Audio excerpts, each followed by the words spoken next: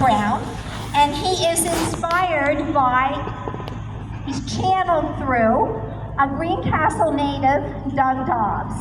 And I'd like to introduce Danielle Burkett. She's with the Franklin County Visitors Bureau, and she's going to start the conversation with John Brown. And I would encourage you, if you in this conversation want to add something, please feel free to raise your hand, and I will run out to see you with the microphone, and you can ask your own questions of John Brown. So, without further ado, would you like to take it over? Well, welcome back to Chambersburg, Mr. Brown. Delighted to be here. Does the town look different from when you last visited? I have the feeling there's been a major urban renovation since I was here before. Some of the buildings don't look at the least bit familiar. Really? Yeah. Huh. Can't imagine why. This is though a great fire swept here and burned many things to the ground. Well, you came here to Chambersburg to meet with Frederick Douglass, is that right? I did. What can you tell us about your meeting with him? Mr. Douglass is one of the most wonderful men I've ever had the opportunity to have befriended. We met in the late 1840s when I was living in Springfield, Massachusetts.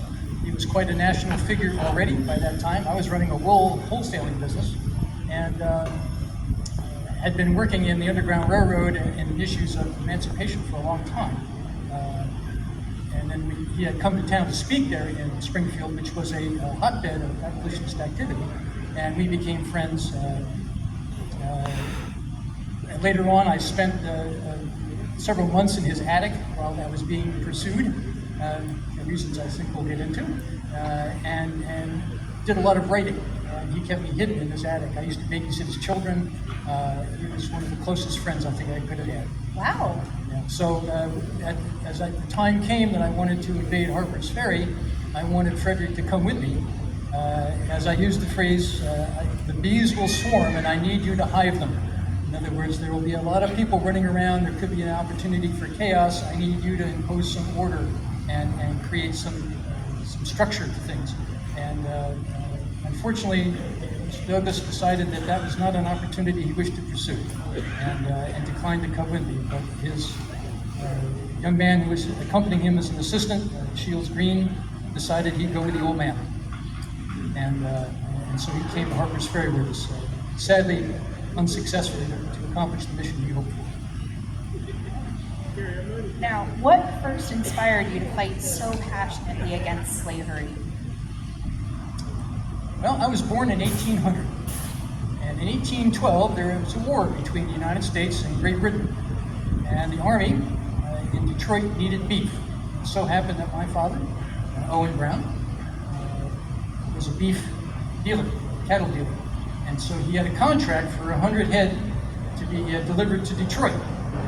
I lived in northeastern Ohio, a little place called Hudson, Ohio at that point, and so at 12 years old, I took 100 head of cattle by myself, 150 some miles through basically trackless wilderness to Detroit, delivered them to the United States Army, received payment for said cattle, and then for a while I stayed with the family there in Detroit before I began the trip back. While I was there, I made friends with a young boy about my age who happened to be of a darker hue, and he was enslaved. And one day his master believed he had done something wrong and picked up a shovel and beat him about the head so severely that his eyes and his ears bled. My goodness. The horror of that someone I cared about could be so horribly abused with no justice done to the perpetrator, stuck with me all of my life. Now, I had been raised in an abolitionist home. My father was an abolitionist almost from the time the term was coined. And so I was raised in a family that were heirs of the Puritan tradition. We were Calvinists, deeply religious, and we could not reconcile slavery with our Lord's commandment to love thy neighbor as thyself. And the golden rule, care for your neighbors, you care for yourself. And so those factors played deeply into my gut level emotional commitment to the cause of abolition, but it had been part of my environment growing up all the time I was growing up. My father, in fact, split the church we were attending over that issue and founded another church of the same denomination across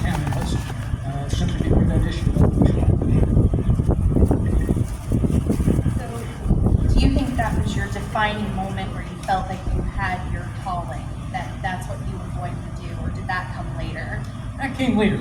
It was about 1837. There was a man named Elijah Lovejoy ran a press. I believe it was in Missouri, and he published an abolitionist newspaper in a slave state. Great man, and he got a lot of blowback from that. A lot of people didn't like that, and so he moved up to Illinois, which was a free state. Thought he might have a little better luck there. A very godly man who argued vehemently for the cause of abolition in his newspaper and other ways. And unfortunately, a mob in Illinois attacked his printing establishment and destroyed it, and then they killed him. And the news of this came to the town where I lived, in Hudson at the time. Names sometimes escape me after 160 years. That's fair. Anyway, but Garrison, William Lloyd Garrison, and Mr. Garrison brought the news of Mr. Lovejoy's demise to our town. And in that meeting, I stood up at the back and raised my hand and swore my life, personally, to the destruction of slavery. I took upon myself that responsibility because I felt God had put that commission on me. I was personally responsible to see this evil, this sin, this injustice destroyed. And from that point on, my life increasingly turned towards that goal. Okay. Now, you've been called many things over the years. Oh, yes. Someone can repeat, someone can. Yeah, like you've been called a warrior saint, a heretic, a terrorist, and a hero. How would you describe yourself? Recently, someone described me as an anti-terrorist. If you understand the facts of slavery and how despicable an institution it was, there's the terrorism. And so ending it, stopping it, was an act of anti-terrorism. When viewed through that lens, I think that's probably a little more accurate to the facts of the day. I would reject the title of fanatic or terrorist. I feel that the depredations upon those of the Negro race were such that there was no way I could stand by idly and let that continue without doing something. Mr. Garrison, with all due respect, Mr. Lovejoy before him, attempted moral suasion to persuade people in their mind that slavery was an evil that needed to be repented of and eschewed. And yet there were so few who did. Moral persuasion was not effective at ending the ongoing depredations on this people, and something had to be done. Not talked about, not said, not pledged to, not thought about, but done.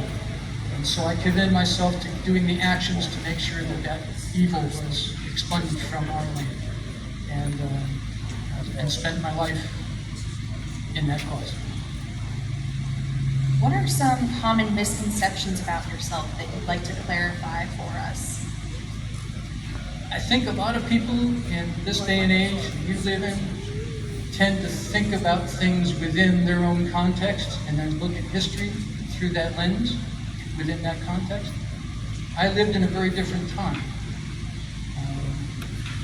Policemen were virtually unknown in my world. If I had a problem, if somebody was going to attack my house, it was my responsibility and my neighbor's responsibility, if I could get them persuaded, to help me out. There was nothing I could do to gain help quickly.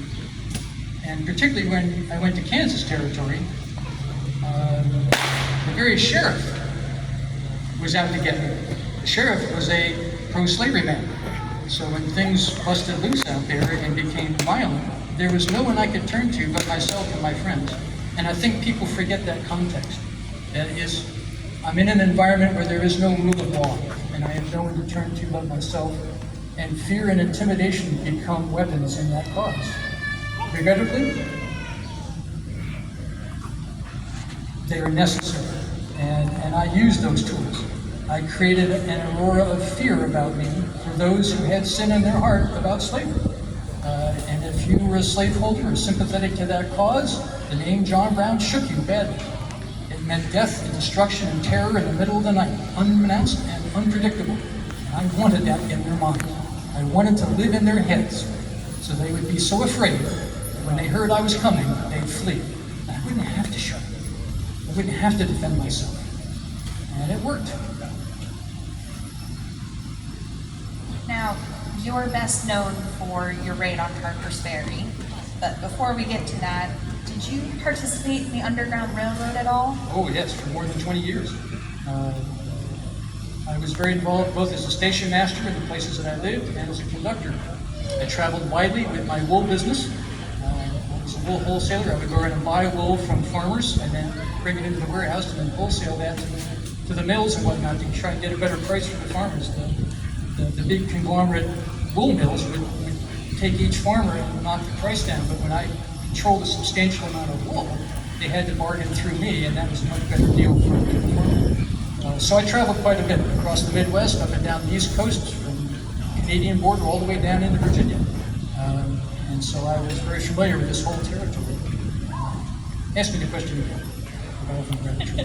Did you participate in the Underground Railroad?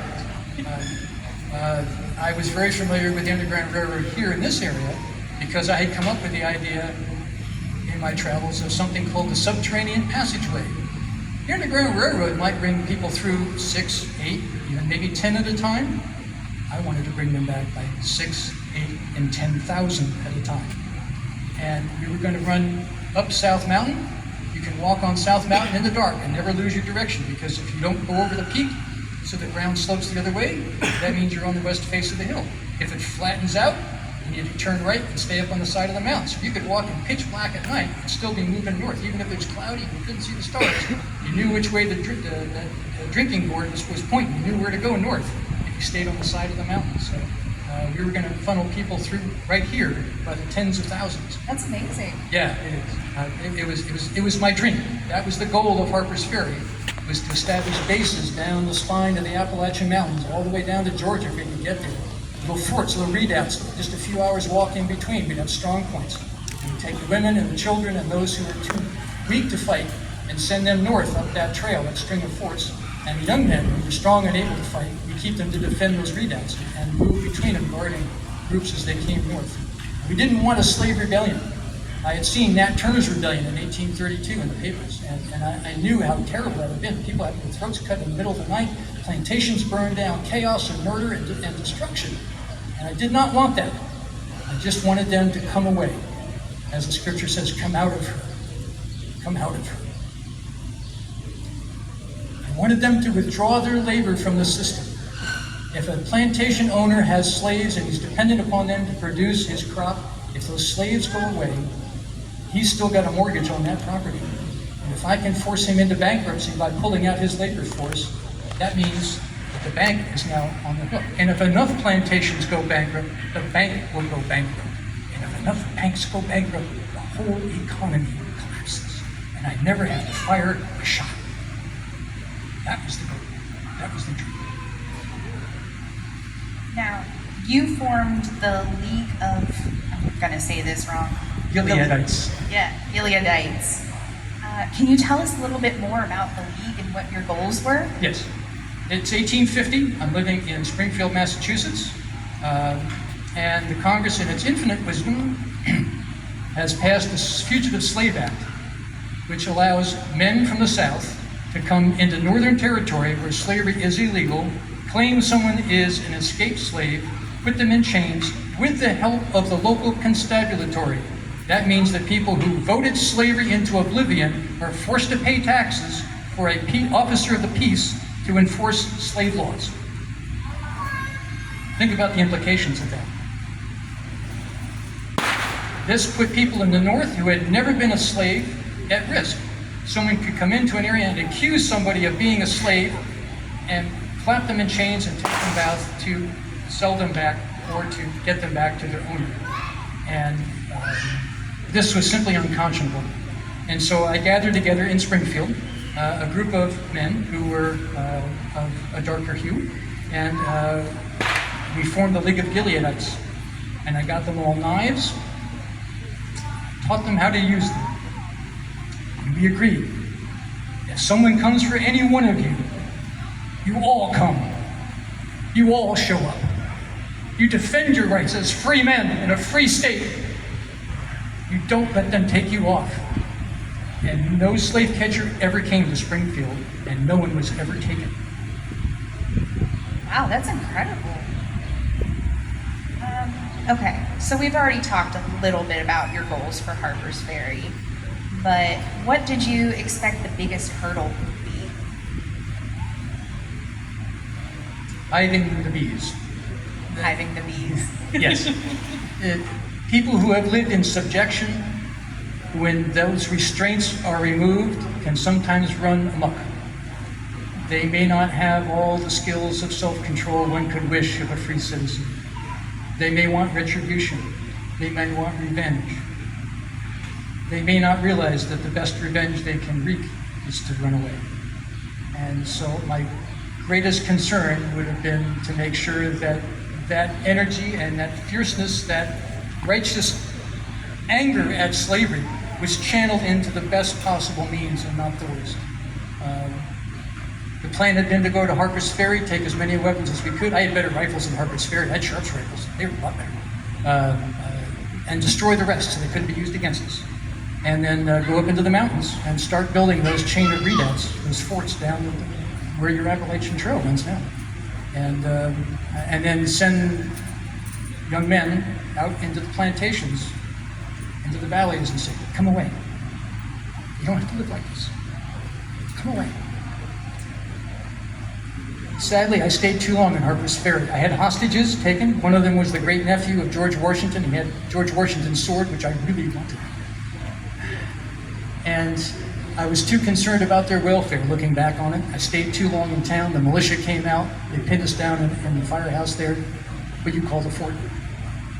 And then the Marines showed up under General Robert E. Lee, a man sworn to uphold the Constitution. And 2 years later, would violate that oath, resign. And his second in command, Jeb Stuart. Now, I had met Jeb Stuart before. Out in Kansas in 1857, there was a battle at a place called Blackjack. And I snookered a guy named Pate into surrendering to an inferior force. I hoodwinked him. And when he found out about it, he wasn't very happy. But as part of that surrender, I demanded his Bowie knife, which he surrendered. And I kept that. Later on, when I came back to Connecticut a year or two later, I had a fellow up there make me up 100,000 pikes. And the blades on those pikes were patterned after Pate's knife in the Battle of Blackjack. Now, later on, when I get arrested and I'm in jail, Mr. Pate came to call on me. He's from Virginia. He said, I want my knife back. I said, you can't have it, it's in Connecticut. So Jeb Stuart had come with the U.S. cavalry to negotiate for the release of Mr. Pate. I'd taken him as a prisoner. And the government didn't think that was a good idea, I should keep him. And so I knew Jeb Stuart, we talked face to face. So at Harper's Ferry, they weren't really sure it was me or somebody using my name to instill fear and terror. There's that whole living in their heads there.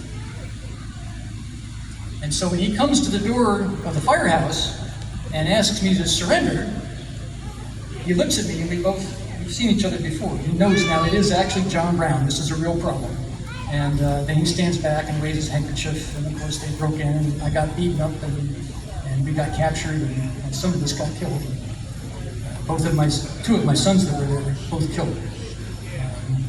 Sadly, one flat outright, he went out with an offer to negotiate, and they shot him dead on the spot. And the other one was mortally wounded and died. So it's a sad moment, but yeah, that's the story of how I was captured at Harper's Ferry.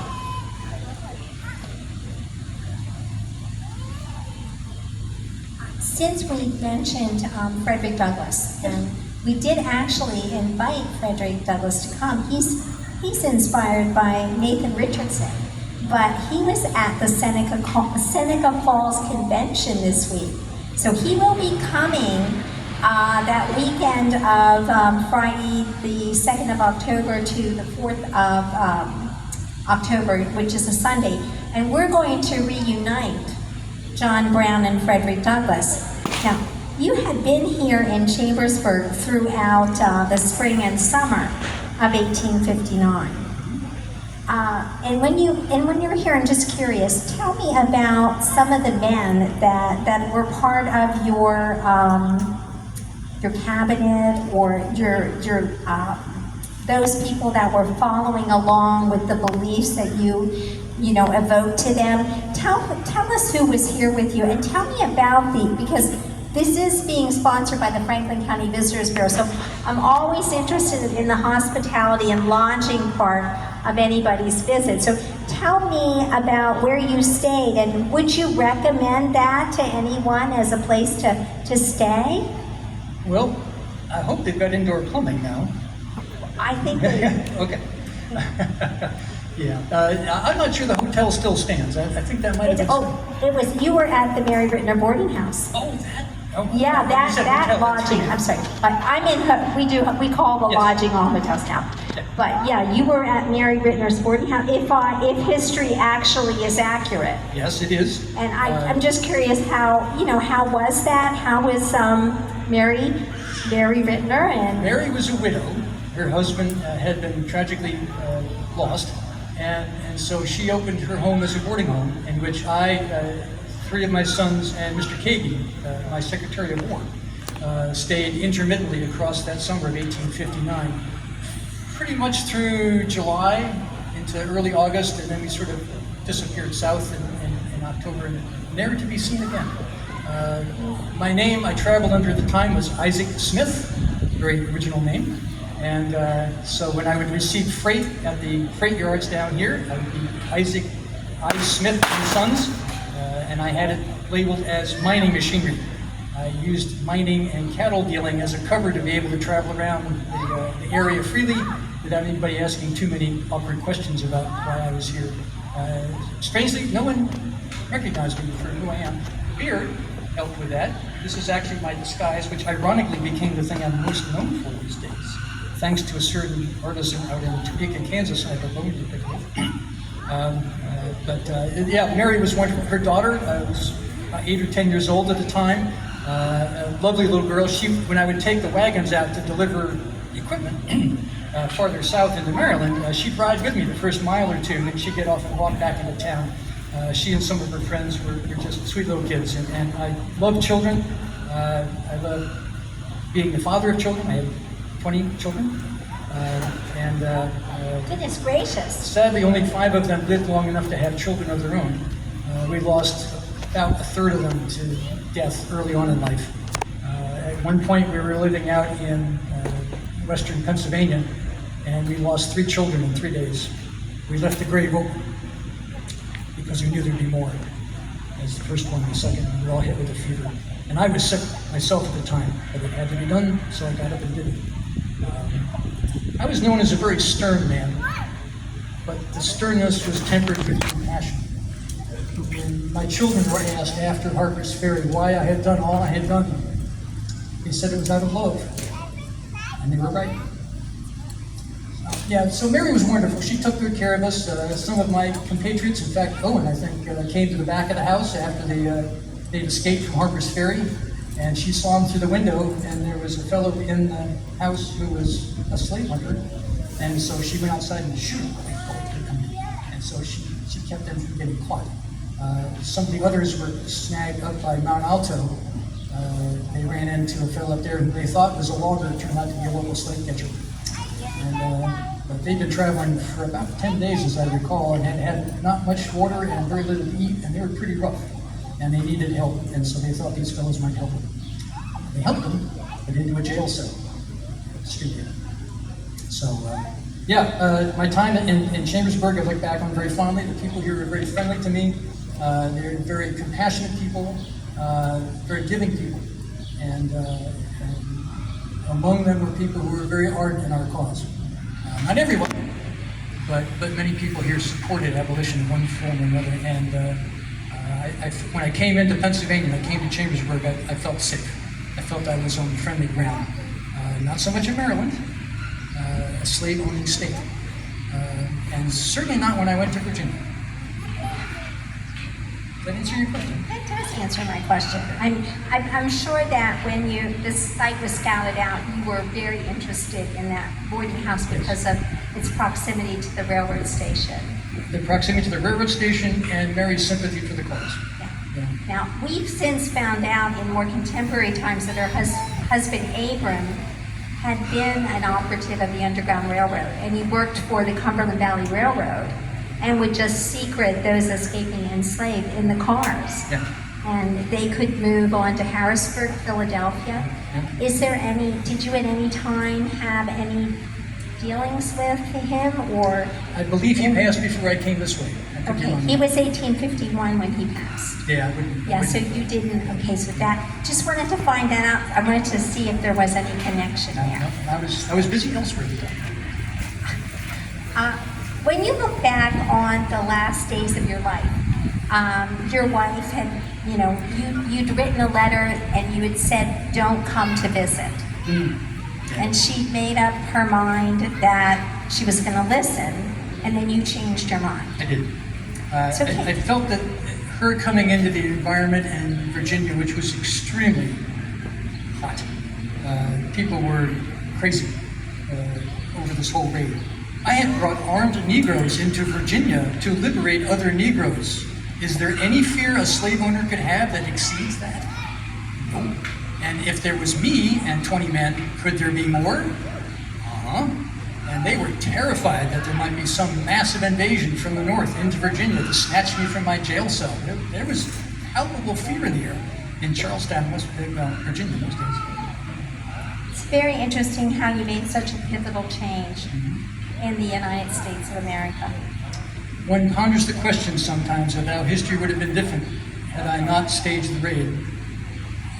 Looking back on it with 100 more years to think about it, I think I simply threw a match in a pool of gasoline. I didn't put the gasoline there, but I certainly put a match to it. And it needed to be burned. The intolerant status of a nation divided over this issue, of arbitrarily thinking that 4 million people can be dehumanized. People forget about Roger Taney and the Supreme Court case, which denied the humanity of everyone of African descent who had been enslaved. They had no standing before the court. They had as much legal standing as a horse. They were property. They had been stripped of everything that makes someone human. Under color of law, with the Supreme Court of the United States incriminating it, it was simply unacceptable. I could not let it stand. And so I took action. People had had words for 50 years. Slavery was the political issue of the first half of the 19th century. Whether a state was admitted to the Union was dependent on how they stood upon the issue of slavery. If you were running for office, think of the Lincoln-Douglas debates, 1858. What was the big issue? Lincoln for abolition? Well, the limitation of slavery, not abolition. And Douglas for continuing things, trying to find a compromise between the two. They would write out every bit of those debates, pages in the newspaper, and people would sit around the general store and read these to each other. It was the hot topic. It was the center of everything in political life. And some today would like to say it was simply an ancillary issue. It wasn't the cause of everything, but it was the issue. If I were to tell you today, understand your civilization runs on petroleum. If I were to say, like, I cut off the supply of petroleum and you were forced to walk everywhere, would that change the way you live? Would it change your economy? Yes. That was slavery. It was the economic engine for the South. People made vast fortunes off of King Cotton. And if you cut that away and stopped them from having that fortune, they weren't very happy about it. So the role of slavery as an economic engine for the South is not well understood, I think. So I try to change that. So is there, now I'm going to open it up for anybody, Sure. But you have actually brought up a very important issue about the industry of slavery, as opposed, and because we oftentimes look at it from the humanitarian perspective, but it was definitely an industrial issue, it was an economic issue. And let's not forget, there are no unbloodied hands here. Those slaves were brought from Africa on ships built in New England, financed by banks in Boston. No one has clean hands on this issue. No one can say, well, our state's not a slave state. It muddied all of us. It was a sin upon the nation, not the South. It had to be stopped. That was it. And I'd spoken to you earlier about, you talked about those people who were slaveholders. And you made a comment about it wasn't the slaveholders that you had the issue with, it was slavery. Yes. And do you think maybe before we open it up for anybody who has questions, that you can just talk about the difference between the two? I'll give you an example. December 1858. I am back in Kansas, having left because there was a bit of a price on my head. $5,000 is a lot of money in your day and age. Think about what it was like in 1858. And a young man came to me from Missouri, and he said, my wife and children are about to be sold south. Please, help us. And I took pity on that man. I usually didn't respond to individual instances like that, but I felt I could make an example out of this instance. And so we mounted up, divided into two bands. Both of us each attacked one farm in Missouri. Unfortunately, one of the farm owners drew a pistol on my men on the farm that I was not at, and he was shot and killed. That was expressly against my orders. They were only to shoot in self-defense. I didn't want anybody hurt. It happened. We took 11 people, and horses and oxen and other goods that I felt were just recompense for these folks' life of service. And we went back into Kansas. And over Christmas, my 11 became 12. One of them was pregnant and gave birth. So we waited until, I believe it was March. We set up north through Kansas, up into the Nebraska territory, across into Iowa, and we got into Illinois. We finally were able to get on a train. And we're ferried to Chicago by train, and from Chicago to Detroit by train. And I put those 12 lovely people on a ferry across the river in Canada, where they could live free, their own masters, decide their own fate, to benefit from their own labor, and not have it stripped from them. That was my model for Harper's Ferry. It wasn't to wreak havoc on the slave owners. They were part of a system, and in some ways were as enslaved as the slaves were. Thomas Jefferson, if you read the first draft of the Declaration of Independence, blamed King George III for having brought this evil of slavery into the British colonies of North America.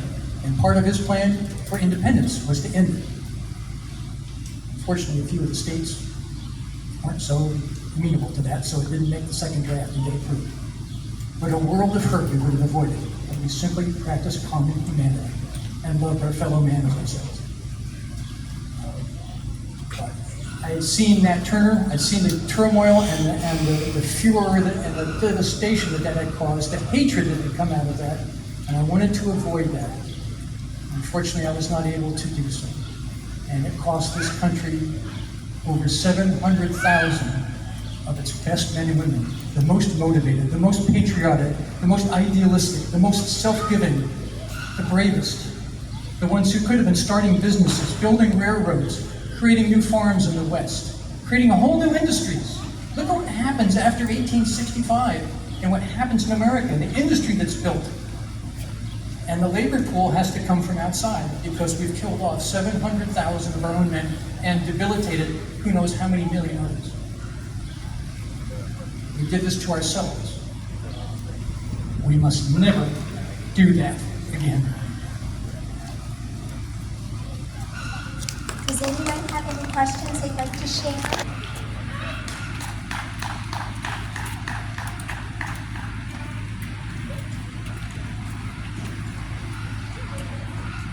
If you could go back in time, would you do anything differently at Harper's Ferry? We'd have left sooner. I would have left before the militia came out and found us and started to shoot back. And who knows what, I've often wondered if someone would write a historical novel about what had happened if I'd done that. I'd love to read that. Anyone else have a question?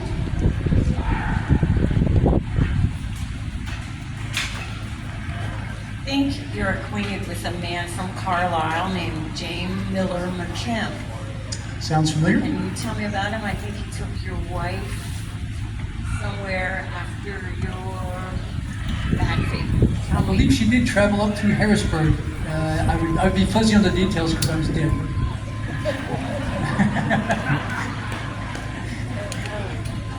I just think J. Miller McKim is really an awesome individual from near this area, Franklin County, and There were many very good and humane people through this area, which, think about this, the fugitive slave law was federal law. There were stiff penalties for violating it, and people willingly put their homes, their families at risk in breaking that law deliberately because they loved other people more than themselves. Thank you. If you could go back in time, is there anything you would change about your entire abolitionist career? You know, as things worked out, I spent my life for something that meant something. How many get to say that? I made a difference. While I was in jail in Charlestown, a young actor came to visit me. A well-known man, famous on stage. He had borrowed the uniform of a Virginia militiaman and came in, snuck into the jail to chat with me. And he and I chatted for a while, and he was struck by my ability as a single individual to shift the course of history and affect events. That made a deep impression on him. His name was John Wilkes Booth. John Wilkes Booth got his motivation and plan of action from John Brown. And as some of you may know, he's the man who assassinated Abraham Lincoln. So yeah, there's a famous, well, sort of famous guy in the 20th century who said, "He is no fool who gives up what he cannot hope to keep in order to gain that which he cannot lose." That came a little after my time, but I think it applies. I was glad to give my life for the cause. There were people who wanted to rescue me, to do that military force thing, come down and snatch me out of there. And they put 5,000 Virginia militiamen in Charlestown to try to prevent that from happening. But I categorically sent the message back when there were feelers that came through to me and said, "No, don't do it. I'm more valued to abolition of slavery in this country as a martyr than I am as a living man. Don't do it." And they didn't. And I went to what I think it was Longfellow said I would make the hangman's, what do you call it? The gallows, thank you. There you go. I would make the gallows as glorious as the cross by my sacrifice of my life in that cause. And didn't quite work out that way. But I was glad to do it because it did inspire people. I mean, all through the Civil War, they sang the song about, "And my soul goes marching on," even here today. We still care about the things that I did. And that gives me great purpose and fulfillment.